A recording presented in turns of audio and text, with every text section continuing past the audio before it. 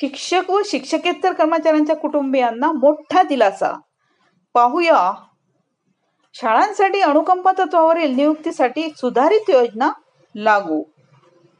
तर या योजनेमध्ये राज्यातील खासगी अनुदानित व अंशतः अनुदानित शाळांमधील शिक्षक तसेच शिक्षकेतर कर्मचाऱ्यांच्या कुटुंबियांसाठी अनुकंपा तत्वावरील नियुक्तीची सुधारित योजना लागू करण्याचा निर्णय राज्य सरकारने घेतला आहे. सेवेत असताना निधन झालेल्या कर्मचाऱ्यांच्या कुटुंबाला तातडीचा आधार मिळणार आहे.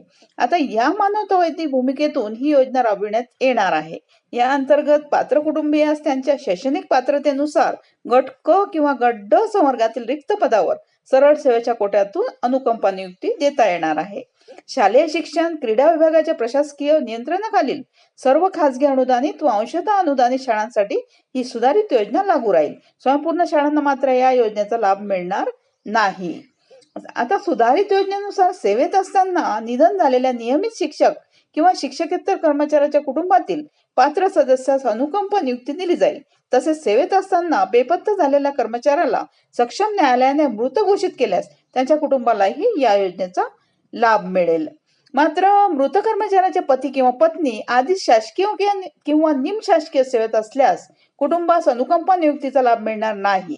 तसेच 31 डिसेंबर 2001 नंतर तिसरे अपत्य झालेल्या कर्मचाऱ्यांच्या कुटुंबांनाही हा लाभ नाकारण्यात येणार आहे. अनुकंपा नियुक्ती ही वारसा हक्क नसून प्रतीक्षा यादीतील ज्येष्ठता, पात्रता आणि रिक्त पदांच्या उपलब्धतेनुसारच नियुक्ती देण्यात येणार आहे.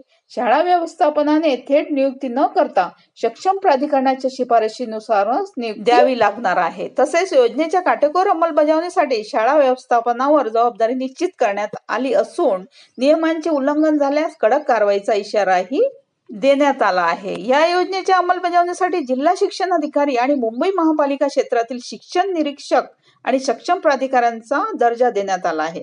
अनुकंपा नियुक्ती प्रक्रियेत दिरंगाई टाळण्यासाठी प्रलंबित प्रकरणांची तातडीने छाननी करून प्रतीक्षा याद्या अद्ययावत करण्याचे निर्देश देण्यात आले आहेत.